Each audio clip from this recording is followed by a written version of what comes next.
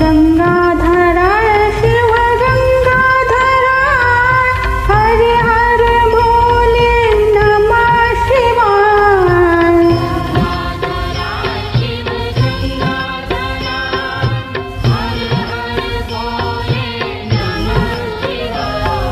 गंगाधराय शिव गंगाधराय हरे हरे भोले नमः शिवाय।